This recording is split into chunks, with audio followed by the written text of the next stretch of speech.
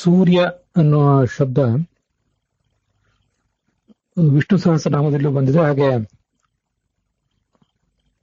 ಶ್ರೌತಾಚಮನದಲ್ಲೂ ಕೂಡ ಈ ಶಬ್ದ ಕಾಣಿಸ್ತದೆ.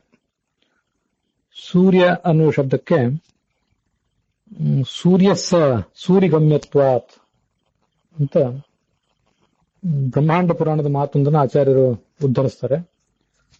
ಈಶಾವಾಸ್ಯ ಉಪನಿಷತ್ತಿನ ಭಾಷ್ಯದಲ್ಲಿ ಪೂಷಣ್ಯ ಏಕರ್ಷಿ ಯಮ ಸೂರ್ಯ ಪ್ರಾಜಾಪತ್ಯ ಅಂತ ಹೇಳಿ ಉಪನಿಷತ್ತು ಆತನನ್ನ ಸೂರ್ಯ ಅಂತ ಶಬ್ದದಿಂದ ವರ್ಣನೆ ಮಾಡಿದೆ.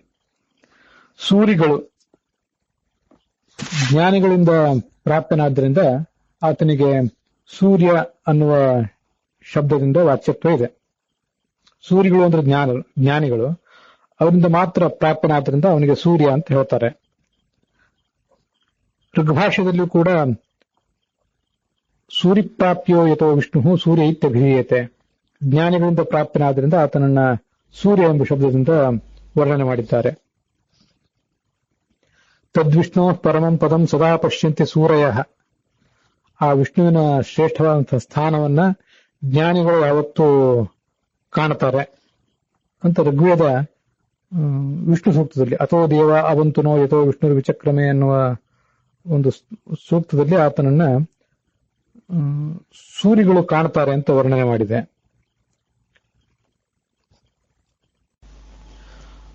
ಜ್ಞಾನಿಗಳಿಂದ ಪ್ರಾಪ್ಯ ಅನ್ನುವ ಅರ್ಥದಲ್ಲಿಯೂ ಕೂಡ ಸೂರ್ಯ ಅಂತ ಅವನು ಹೇಳ್ತಾರೆ.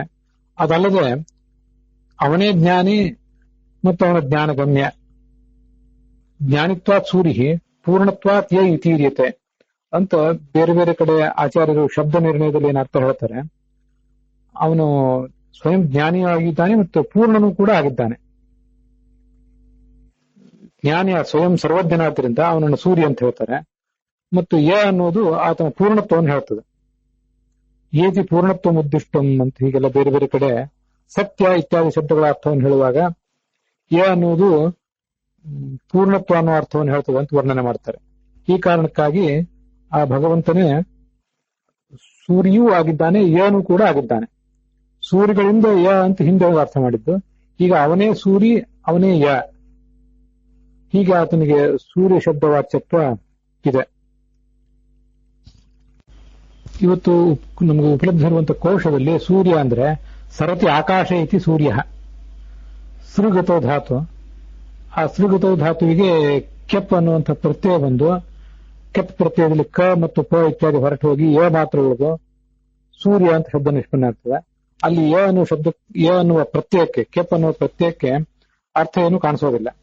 ಆದ್ರೆ ಆಚಾರ್ಯರು ಹೇಳಿದ ನಿರ್ವಚನದಲ್ಲಿ ಜ್ಞಾನಿಗಳಿಂದ ಪ್ರಾಪ್ಯ ಅಥವಾ ತಾನೇ ಪೂರ್ಣತ್ವಾತ್ ಯ, ಪೂರ್ಣನಾದ್ರಿಂದ ಆತನಿಗೆ ಯ ಅಂತ ಹೇಳಿದೇನು ಶಬ್ದ ನಿರ್ಣಯದಲ್ಲಿ ಸರ್ವಮೂಲದಲ್ಲಿ ಅನೇಕ ಕಡೆ ಬಂದಂತಹ ಶಬ್ದ ನಿರ್ಣಯ ಅನ್ನೋ ಗ್ರಂಥವನ್ನು ಹೇಳಿ ಯಕಾರ ಅನ್ನುವ ಪೂರ್ಣತ್ವವನ್ನು ಹೇಳ್ತದೆ ಅಂತ ಹೇಳಿದ್ದಾರೆ. ಹೀಗೆ ಯಕಾರ ಅನ್ನೋದು ಪೂರ್ಣತ್ವವನ್ನು ಹೇಳ್ತದೆ, ಆದ್ರಿಂದ ಅದು ಸಾರ್ಥಕ. ಅಥವಾ ಯಕಾರ ಅನ್ನೋದು ಗಮ್ಯತ್ವವನ್ನು ಹೇಳ್ತದೆ, ಆತ ಜ್ಞಾನಿಗಳಿಂದ ಗಮ್ಯ ಅನ್ನೋ ಅರ್ಥವನ್ನ. ಹೀಗಾಗಿ ಆತನಿಗೆ ಸೂರ್ಯ ಶಬ್ದ ವಾಚ್ಯತ್ವ ಇದೆ. ಇದಿಷ್ಟು ಸೂರ್ಯ ಶಬ್ದದ ಅರ್ಥ.